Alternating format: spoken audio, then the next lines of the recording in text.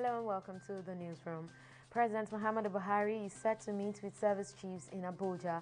The special advisor to the president on media and publicity, Femi Adesina, in a statement explains that President Buhari will be brought up to speed on developments about the security situation in the country, while plans to bring a decisive end to the challenges will also be formulated. This is coming 6 days after the president returned to the country from London and the United Kingdom, where he attended an education summit and visited his doctors. And 2 persons have been confirmed dead, while several others were injured in a fuel tanker accident at the International Building Materials Market in Idemili North local government area of Anambra State.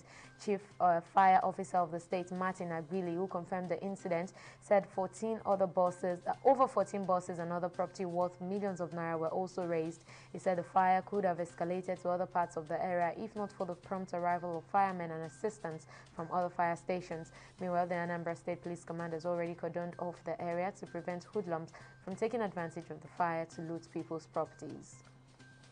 Former Deputy Senate President Ibrahim Manto has died. According to family sources, Manto died in a private hospital in Abuja on Tuesday morning after falling ill 9 days ago.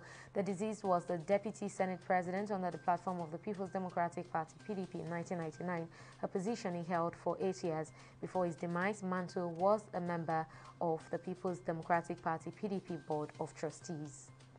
New Zealand will go into a 3-day nationwide lockdown late on Tuesday after the country reported its first local case of the coronavirus in nearly 6 months.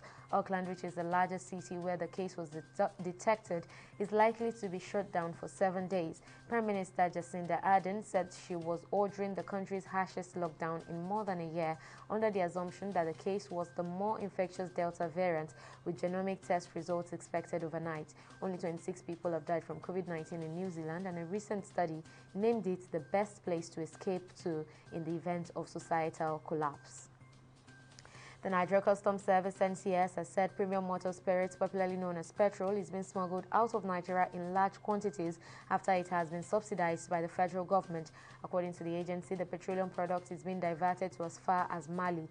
The Controller General of the NCS, Ahmed Ali, decried the Department of Petroleum Resources (DPR) had approved the establishment of filling stations along the land borders, while the Nigerian National Petroleum Corporation (NNPC) keeps supplying the commodity to the stations against customs advice. Ali said the situation was responsible for the increasing volume of fuel being released by the NNPC as daily consumption. And the Taliban has declared a general amnesty for all fleeing government officials in Afghanistan and urged them to return to work 2 days after the group captured Kabul and completed their hold over the country. Local media reports that life is gradually returning to normal in Kabul as shops have reopened and traffic is slowly starting to return to normal as well. A senior leader of the Taliban said the group would wait until foreign forces had left before creating a new governance structure. China has said it is ready for friendly relations with the Taliban, while Russia and Iran also made diplomatic overtures. And in sports, in her first press conference since her departure from the French Open in June, Naomi Osaka had to move away from the podium after breaking down in tears.